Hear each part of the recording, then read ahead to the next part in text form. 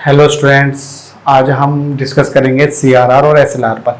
काफ़ी बच्चे कंफ्यूज रहते हैं इनमें क्या डिफरेंस है और सीआरआर क्या है, एसएलआर क्या है। पहले मैं एक वर्ड में दोनों की मीनिंग बता देता हूँ।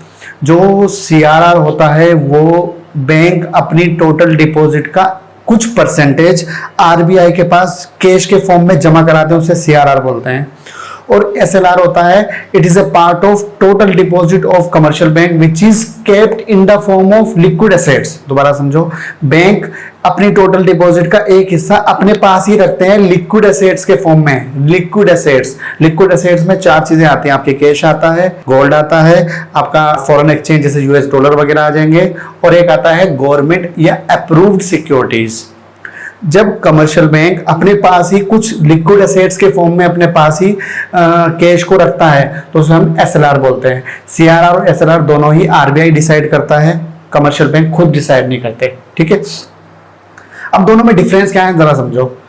सीआरआर की अमाउंट आरबीआई के पास जमा करानी होती है, पहला डिफरेंस। एसएलआर की अमाउंट कमर्शियल बैंकों को अपने पास ही रखनी होती है, पहला डिफरेंस हो गया।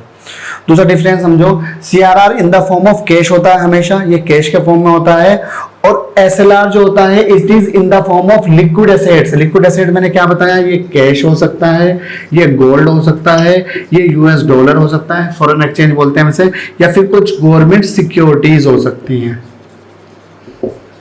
तो ये इन लिक्विड एसेट्स के फॉर्म में होता है, लिक्विड एसेट्स के फॉर्म में होता है एसएलआर। तो डिफरेंस हो गए। तीसरा डिफरेंस समझना, सीआरआर पे जो बैंक होते हैं ना, क्योंकि बैंक अपना कुछ हिस्से आरबीआई के पास जमा करा देते हैं विच इज लीगली नेसेसरी, जरूरी है ये, तो इसके ऊपर बैंक ना इनकम जनरेट नहीं कर सकता। मतलब CRR amount can not generate income for the banks but SLR can generate income. जैसे आपने बैंक के पास, आरबीआई के पास कुछ पैसा जमा करा दिया तो उस पर तो भूल जाओ, आपको कोई इनकम मिलेगी। It is not deposit, it is legally necessary. But जो एसएलआर है उसको मान लो डॉलर के फॉर्म में रख लें, या गोल्ड के फॉर्म में रख लें, या गवर्नमेंट सिक्योरिटी के फॉर्म में रख लें, तो जब इनकी प्राइसेस बढ़ेंगे, इनसे कुछ ना कुछ कमाई जरूर आएगी, तो इसका मतलब एसएलआर पर बैंक जनरेट कर लेता है इनकम। तीन डिफरेंस हो गए। चौथा डिफरेंस आप समझो, सीआरआर आरबीआई इसलिए फिक्स करता है ताकि देश के अंदर महंगाई को कंट्रोल कर सके या क्रेडिट को बढ़ा और घटा सके।